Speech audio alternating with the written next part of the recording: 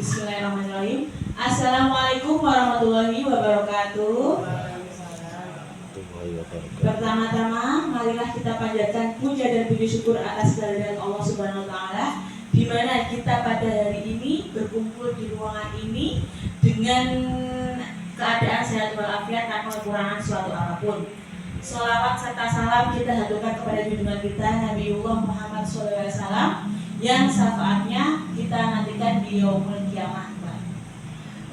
Kepada Bapak Kepala Sekolah Bapak Suryadi SPD, Kepala Sekolah SD BD 01 yang saya hormati, dan Bapak Ibu Guru semua yang saya sayangi, hari ini kami ingin memaparkan diseminasi penerapan budaya positif di sekolah. Sebelum saya masuk materi, mohon Bapak Kepala Sekolah memberikan sambutan terlebih dahulu. Waktu dan tempat kami persilakan.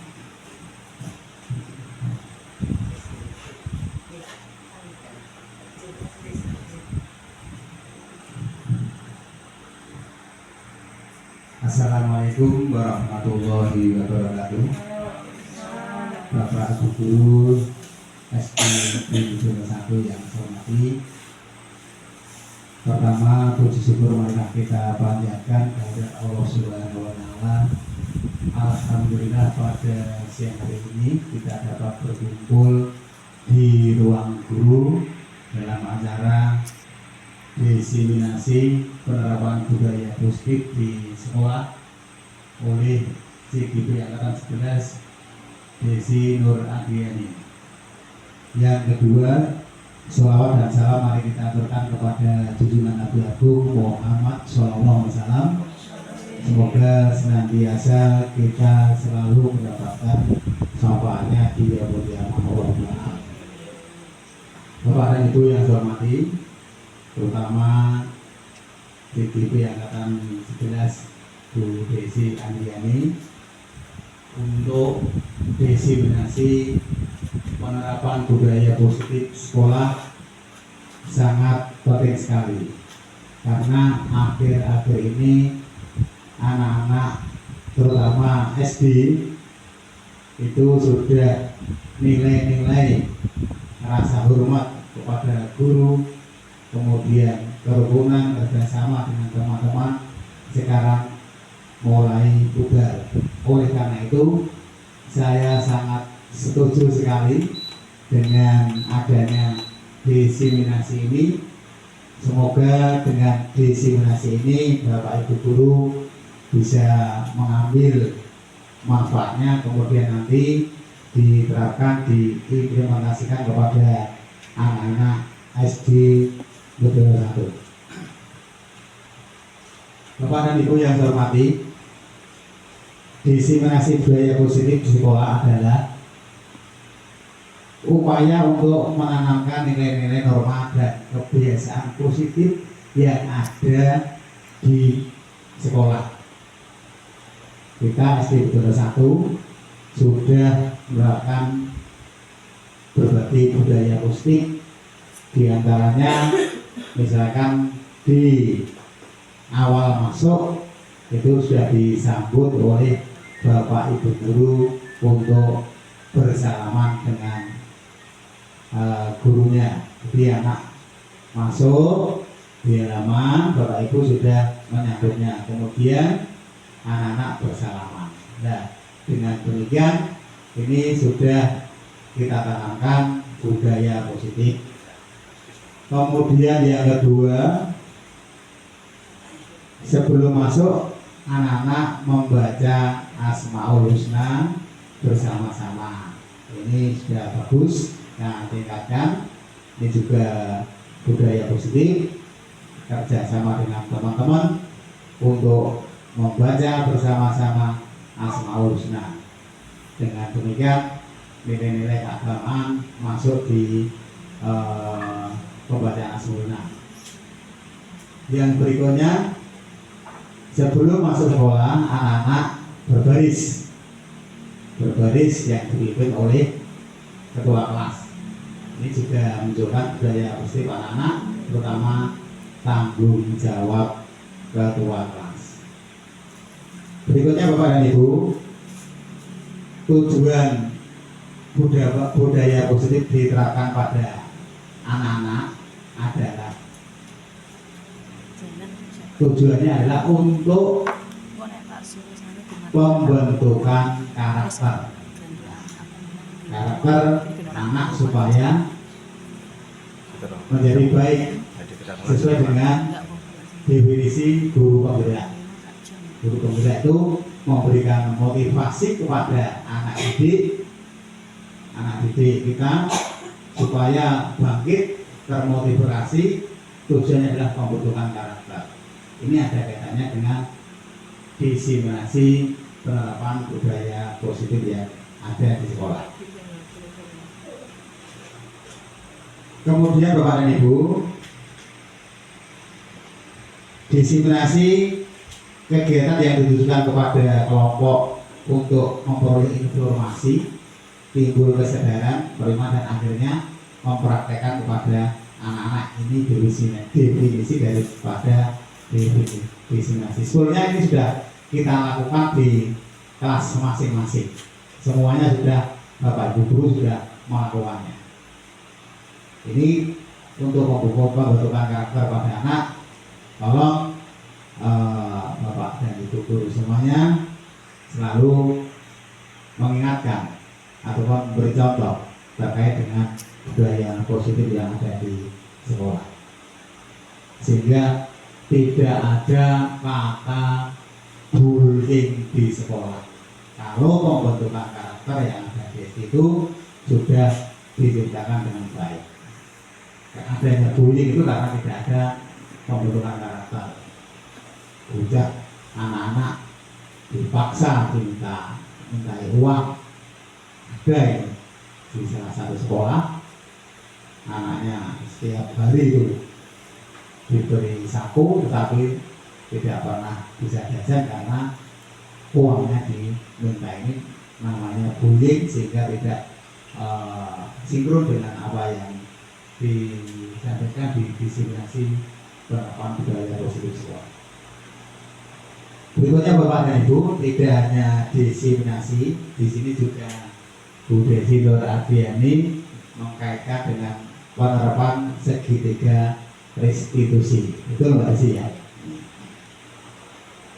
Penerapan segitiga restitusi itu adalah proses menciptakan kondisi bagi siswa di sekolah untuk memperbaiki kesalahan, memperbaiki kesalahan mereka sehingga dapat kembali pada karakter yang lebih kuat. Jadi yang dimaksud dengan penerapan segitiga restitusi, proses menciptakan kondisi sekolah. Jadi ketika anak-anak melakukan kesalahan, harapannya ini bisa diperbaiki, kesalahan itu tidak akan terulang kembali. Ini juga sudah dilakukan oleh Bapak Ibu sekalian. Banyak anak-anak, misalkan terutama kelas 1, Mbak Yuni sering saya dengar mengajar, ada anak-anak yang menyampaikan atau mengucapkan kata-kata yang tidak santun. Nah ini Mbak Yuni sudah ini termasuk kesalahan. Kemudian Mbak Yuni memberikan bimbingan terus-menerus sehingga kesalahan itu tidak akan terulang kembali. Sebelumnya sudah dilakukan oleh Bapak dan Ibu. Bapak dan Ibu yang saya hormati, untuk secara keseluruhan kesimpulannya, diseminasi penerapan budaya positif di sekolah ini dilakukan dengan tujuan adalah untuk tadi saya sampaikan pembentukan karakter anak. Kesimpulannya seperti itu, supaya anak menjadi baik, anak menjadi sopan, sehingga dengan gurunya tidak berani melakukan hal-hal yang jelek. Apalagi tidak hanya SD saja, SMP SMA itu sekarang berani dengan gurunya. Sehingga Bapak Ibu guru,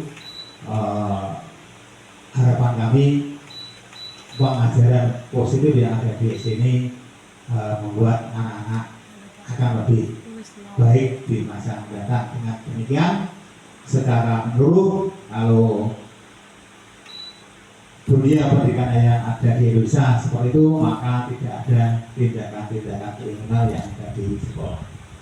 Saya rasa itu Bapak Ibu sambutan dari saya. Mari kita ikuti nanti pemaparan designasi positif oleh CGB Ibu Desi Nurahliani. Moto guru kerja adalah bergerak menggerakkan. Mudah-mudahan dengan moto itu tergerak ada motivasi intrinsik, motivasi dari dalam negeri, masa bukan dari dalam negeri, motivasi dalam diri sendiri, ya. Bisa tergerak, pasti betul satu ini kok masih seperti ini, sehingga CGP bisa mendorong anak-anak bisa melakukan yang terbaik. Demikian, kurang lebihnya mohon maaf. Assalamualaikum warahmatullahi wabarakatuh.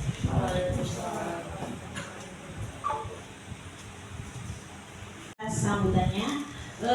Selanjutnya kita akan masuk ke materi diseminasi hari ini, penerapan budaya positif di sekolah, terutama di SD Bedono 1.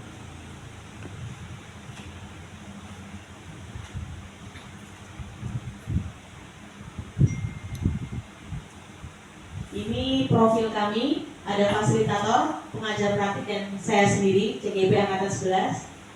Selanjutnya, latar belakang. Murid tidak suka peraturan sehingga selama ini jika murid melakukan pelanggaran maka akan mendapatkan hukuman dan cenderung akan mempermalukan dirinya sendiri.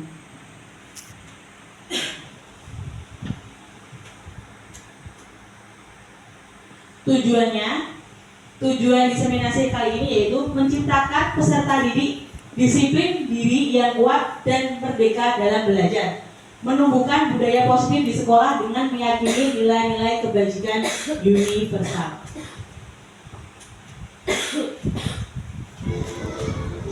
Ini contoh budaya positif di SD kita, di SD Bedono 1. Setiap pagi mengadakan apel pagi budaya positif.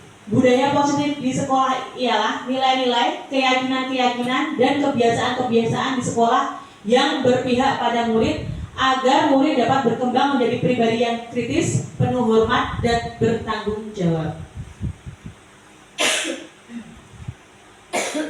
Tujuan dari budaya positif ini yaitu menggerakkan moral yang positif dan membentuk siswa yang berkarakter untuk menciptakan suasana belajar yang kondusif, menjadikan pembelajaran bukan suatu beban, melainkan suatu kebutuhan.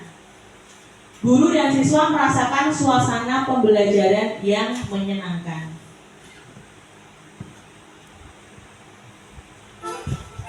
Mohon Bapak Ibu sebelumnya, ini karena sudah siang, Bapak Ibu pada ngantuk, boleh berdiri, kita ice breaking dulu. Monggo. Kita cerita ini ya.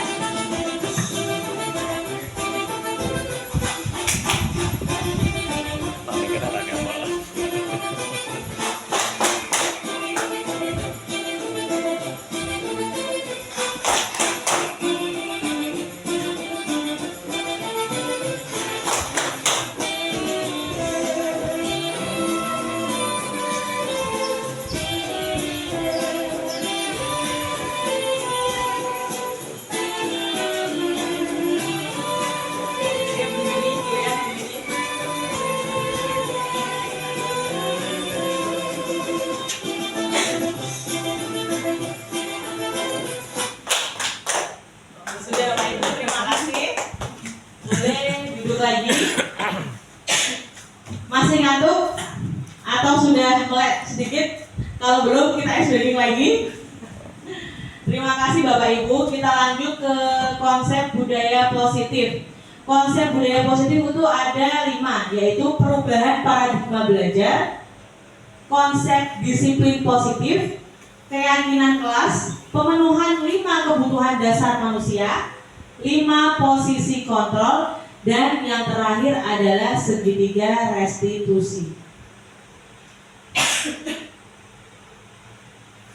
Perubahan paradigma belajar. Perubahan paradigma pembelajaran ini merupakan pergeseran antara stimulus respon menjadi teori kontrol. Pembelajaran dirancang berdasarkan prinsip pembelajaran yang berpihak kepada murid dan berdiferensiasi. Selama ini Bapak Ibu Guru ketika melakukan pembelajaran apakah sudah berpihak kepada murid? Apakah berpihaknya atau konsentrasinya kepada Bapak Ibu Guru atau sudah berpihak kepada murid? Kira-kira selama ini. Kalau pembelajaran di Merdeka Belajar itu sebenarnya pembelajaran itu harus berpihak kepada murid, bukan kontrolnya berpusat pada guru, bukan. Kita sekarang harus berpihak kepada murid.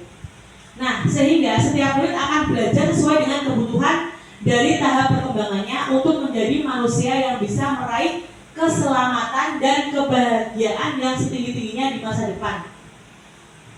Jadi Bapak Ibu Guru, yang pertama itu dalam pembelajaran, ketika kita menerapkan pembelajaran yang berpihak pada murid itu, pertama kalinya kita adalah menciptakan pembelajaran yang menyenangkan terlebih dahulu.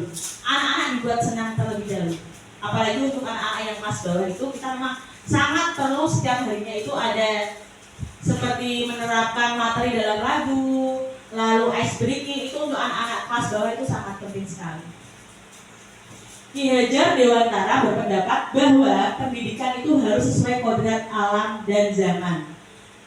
Di sini kodrat alamnya kalau di SD Bedono 1 ya, karena murid-muridnya ada di pesisir, memang Bapak Ibu gurunya memang harus lebih keras lagi dalam menyampaikan. Maksudnya lantang suara kita. Jangan kalah sama ombak yang ada di dekat pantai seperti ini.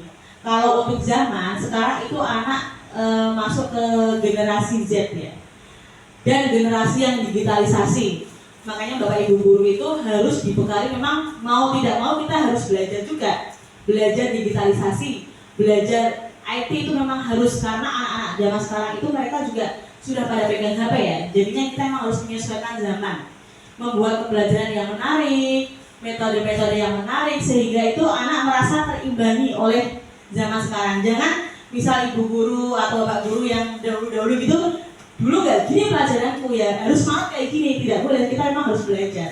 Selain kita memberikan pelajaran kepada murid, kita sebagai guru memang juga harus belajar.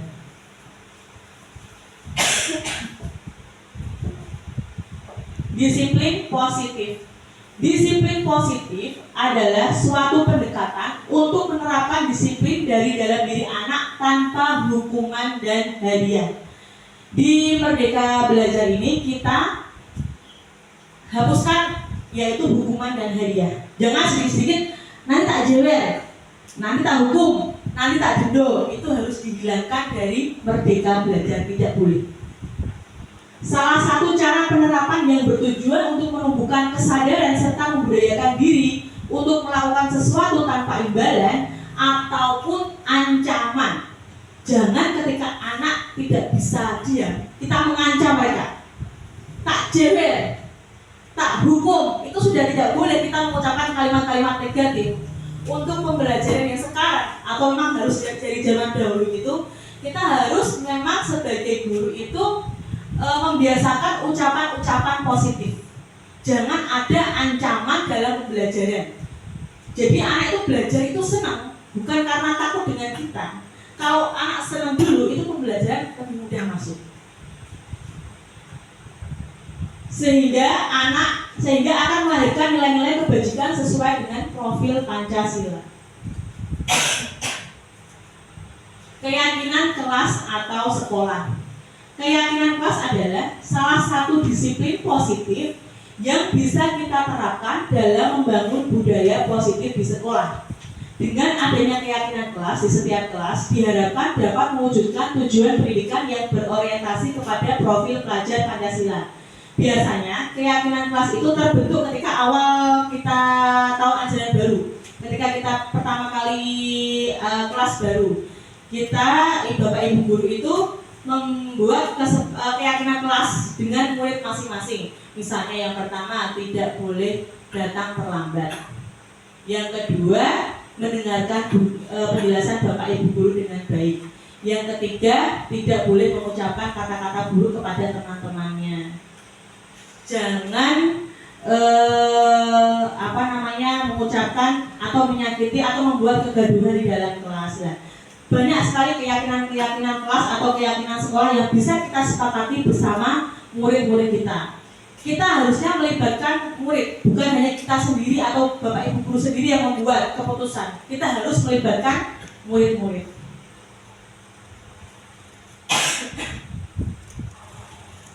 Langkah-langkah membuat keyakinan kelas. Ya, yang pertama yang seperti yang saya jabarkan tadi, tanyakan kepada murid tentang harapan kelas. Mereka tuh pengennya harapan kelasnya itu seperti apa, menyenangkan dalam bentuk apa, seperti itu. Kita harus menanyakan dulu. Memang sepertinya kedengarannya ribet, tapi kalau kita memang sudah ada kesepakatan atau keyakinan dengan teman-teman atau murid-murid dari kelas, itu akan mudah berjalannya.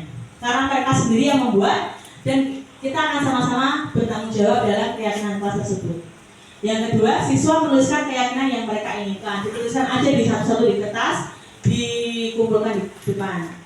Mengubah keyakinan kelas menjadi kalimat yang positif, lalu tanda tangan kontrak keyakinan kelas. Anak-anak disuruh menandatangani di dalam di papan tulis kita sediakan kertas, kita tanda tangani dan bersama anak-anak untuk nanti menjalankan keyakinan kelas tersebut 1 tahun ke depan.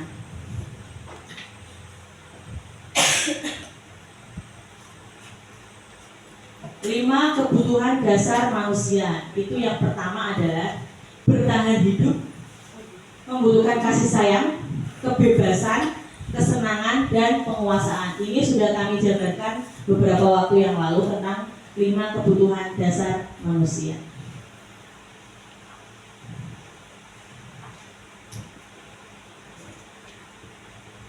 Selanjutnya, 5 posisi kontrol yang digunakan oleh guru. Ada 5 posisi kontrol yang sering kita gunakan, yaitu kita sebagai pembuku, pembuat merasa bersalah, teman, pemantau, atau manajer. Kita itu setiap hari itu melakukan posisi yang mana setiap hari.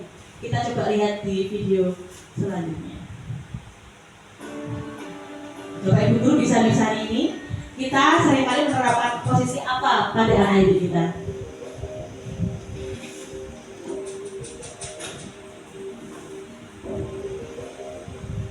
Naren, sini kamu. Selamat pagi, Bu. Selalu terlambat. Kamu deh, pasti terlambat. Ini contoh kata-kata negatif dari Saya ibu guru Apa? ini. Apa coba? Alasan kamu apa lagi? Kapan sih kamu tidak terlambat? Malas sekali ya kamu jadi anak. Ini juga kata-kata Saya- negatif. Dasar pemalas. Gak kapok-kapok sih kamu. Sudah berapa kali terlambat? Sana, kamu keliling lapangan basket 2 kali. kenapa saya harus keliling lapangan basket, Bu? Kenapa? Kamu melawan ibu? Berani-beraninya jawab. Sudah terlambat, masih berani jawab pula. Sekarang, keliling lapangan basket 5 kali sekalian. Biar kapok. Cepat. Pergi sana ke lapangan basket. Posisi membuat merasa bersalah. Kalau yang tadi itu posisi penghukum ya, gurunya menghukum. Sekarang gurunya itu membuat siswanya merasa bersalah dengan apa yang telah dia lakukan. Naren,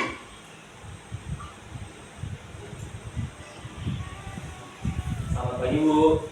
Naren. Kamu kenapa terlambat lagi? Bahasanya lebih halus dari Ya yang Tuhan, tadi, Naren. cuma dia Kamu menekankan senang ya kesalahan bikin ibu kepada susah ya? muridnya. Kalau kamu terlambat lagi, nanti ibu yang ditegur bapak kepala sekolah, nak. Disangka ibu tidak bisa membina kamu. Duh, gimana ini? Maaf, Bu. Duh, Gusti Naren. Kamu suka ya kalau ibu ditegur bapak kepala sekolah? Terus, sekarang ibu harus tulis apa ini di buku absen? Ini kamu sudah sering terlambat loh. Ibu harus apa coba? Maaf, Bu. Maaf sekali. Ya sudah, Lain kali jangan bikin ibu susah lagi ya nak ya. Ibu tidak akan kuat lagi kalau kamu begini terus. Bisa jantungan kalau ibu ditegur bapak kepala sekolah. Sana cepat ke kelas. Maaf ya Bu, maaf sekali. Ibu tidak memberikan hukuman, akan tetapi memberikan siswa tersebut merasa bersalah. Posisi pembuat rasa bersalah berbicara dengan nada tenang. Posisi teman.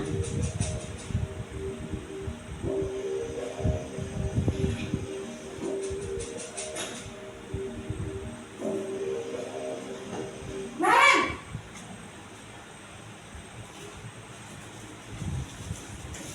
Selamat pagi Bu. wah sudah jam berapa ini nak? Terlambat lagi ya sayang. Iya Bu, habis ibu saya lupa bangunkan saya Bu. Kamu malah menyalahkan ibu kamu. Kamu bukannya anak yang larinya paling kencang. Kok terlambat sih? Iya Bu, saya memang terlambat bangun tadi. Jadi biarpun saya lari kencang, tetap gak kejar Bu. Ya sudah sana. Nanti lain kali larinya lebih kencang lagi ya. Biar gak terlambat lagi. Bikin seneng ibu. Demi ibu. Bisa kan? Bisa lah Bu. Ya sudah sana masuk kelas. Ibu beresin urusan absen kamu. Kamu ini ada-ada saja. Selanjutnya adalah sebagai posisi pemantau atau monitor.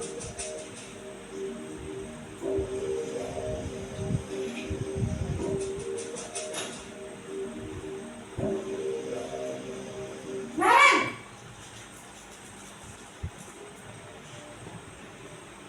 Selamat pagi Bu. Naren, apa peraturan sekolah kita tentang jam berapa kita harus masuk sekolah, nak? Kita harus di sekolah jam 7 Bu. Iya betul, sekarang sudah jam 7.20. Naren sudah tahu konsekuensinya jika terlambat hadir. Paham Bu, saya harus tinggal kelas pas jam istirahat selama 20 menit. Iya benar, konsekuensinya demikian. Jadi nanti jam 9.30 pas istirahat, kamu harus tinggal di kelas, kerjakan tugas tambahan untuk ketertinggalan kamu, ya? Baik Bu. Posisi manajer.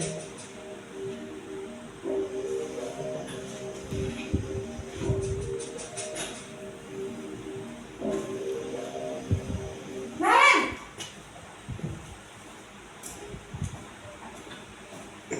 Selamat pagi Bu. Selamat pagi Naren. Maaf Bu, saya terlambat.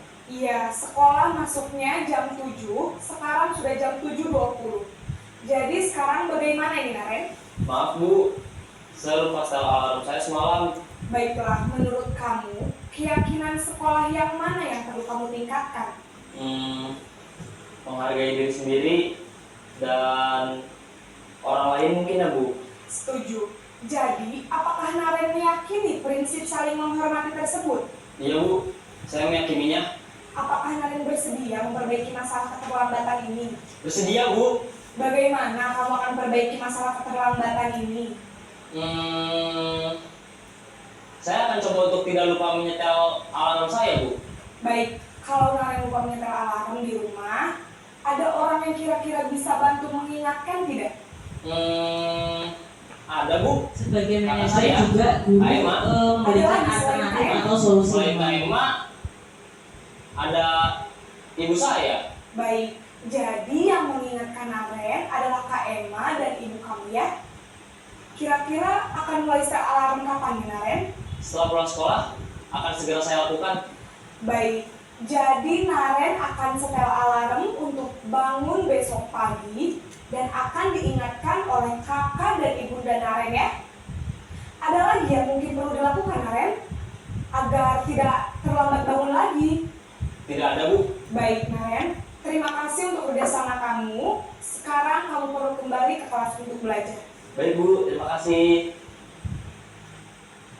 Nah, Bapak Ibu, itu tadi ada 5 posisi kontrol yang sudah kita pelajari bersama-sama, yaitu Bapak Ibu guru itu pada video tersebut kira-kira itu biasanya pada posisi mana yang paling ideal? Atau saya tanya dulu, biasanya Bapak Ibu itu memberlakukan kelas itu pada posisi yang mana? Ketika ada murid yang melakukan kesalahan, biasanya loh ya, bukan yang sesuai dengan ini. Apakah posisi pemhukum, atau posisi teman, atau posisi membuat anak merasa bersalah? Kira-kira selama ini yang sudah Bapak Ibu guru terapkan itu yang mana? Nah, misal selama ini Bapak Ibu guru merasa ada yang kurang dalam menghadapi siswa yang bermasalah, kita bisa mengambil kesimpulan atau posisi yang paling ideal sesuai dengan video tersebut. Lanjut.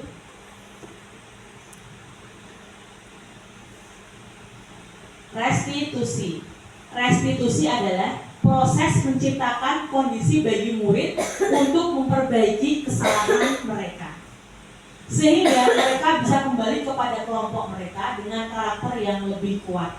Jadi Bapak Ibu guru, ketika kita mempunyai atau menemukan sebuah kesalahan kepada murid kita tidak boleh judgment atau melakukan keputusan secara sepihak. Kita juga harus menelaah dulu dan juga memberikan solusi, serta solusi tersebut itu sesuai dengan keyakinan kelas yang sebelumnya telah kita sepakati bersama dengan anak murid didik kita.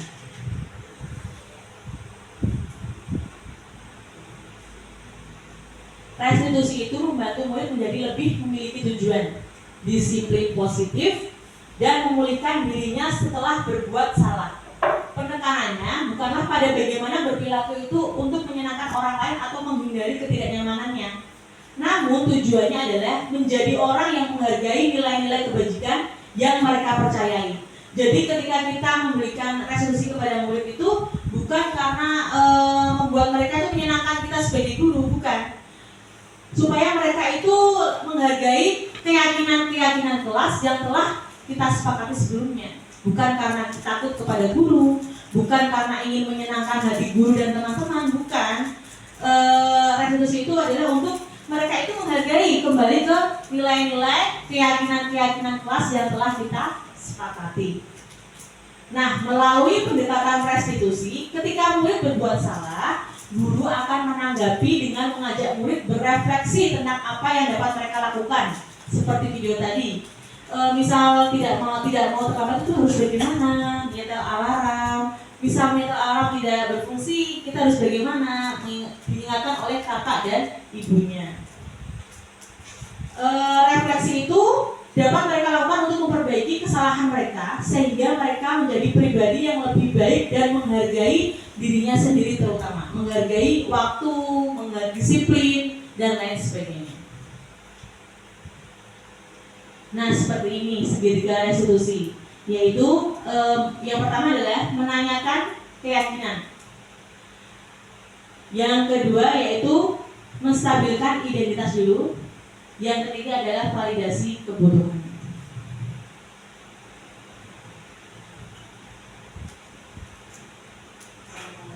Ini contoh penerapan segitiga restitusi di SD Bedono 1. Kemarin itu ini dengarkan terlebih dahulu ya Pak Ibu.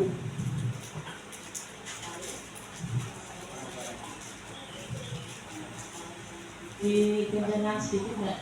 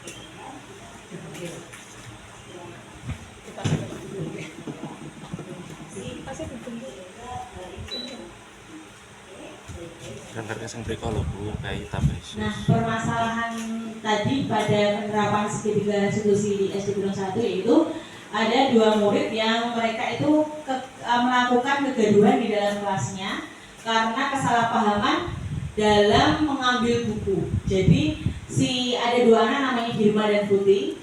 Hirma itu mengira buku yang dibawa Putih itu adalah miliknya. Dia mengambil, merasa itu miliknya, dia mengambil, tidak bilang Putih. Nah, sedangkan buku tersebut itu aslinya adalah milik Putih. Karena ada rebutan, terjadi kegaduhan. Maka saya atau sebagai gurunya memanggil mereka berdua dan memberikan refleksi pada apa yang telah mereka perbuat, bahwa terjadi kesalahpahaman di dalam kelas tersebut, sehingga kami menerapkan penerapan segitiga restitusi untuk menyelesaikan masalah-masalah pada kedua anak tersebut. Bapak Ibu, sekiranya ini adalah sajian materi dari saya. Saya mohon maaf jika ada lebih dan kurangnya. Saya harap semoga apa yang saya sampaikan ini bermanfaat. Jika ada kurang lebihnya, Bapak Ibu guru juga bisa nanti menambahkan saran dan kritik kepada saya untuk perbaikan selanjutnya. Terima kasih kepada Bapak Kepala Sekolah Bapak Suryadi SPD, Kepala Sekolah SD Bedono 1, dan Bapak Ibu guru semua yang saya sayangi di SD Bedono 1 telah meluangkan waktunya untuk mendengarkan materi saya, untuk memberikan semangat serta berkolaborasi dalam penyampaian materi ini. Wabillahi taufiq wal hidayah. Wassalamualaikum warahmatullahi wabarakatuh.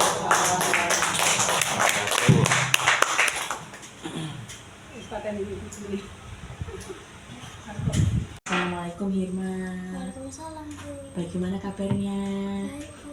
Oke, Hirma tahu nggak Bu Desi memanggil Hirma di sini tuh ada masalah apa? Tahu? Tahu. Masalahnya sama siapa? Sama Putih. Masalahnya sama Putih. Itu kenapa kok sampai Hirma bisa berebut buku sama Putih, itu ada apa? Dan menurut Hirma itu sudahkah yang Hirma lakukan terhadap Putih itu sesuai dengan keyakinan kelas? Belum. Tidak sesuai ya. Nah, lalu apa yang Hirma lakukan? Hirma sudah minta maaf sama Putih? Sudah minta maaf sama Putih. Menurut Hirma itu kira-kira masalah ini terjadi karena apa ya? Karena saya kirain Itu bukunya Hirma. sama saya. Jadi Hirma salah paham ya sama Putih, tapi sudah minta maaf, sudah baikan ya. Alhamdulillah. Bu Guru harapannya kita semua di dalam kelas itu memegang erat keyakinan kelas bahwa kita itu harus rukun bersama teman, tidak boleh terjadi kegaduhan.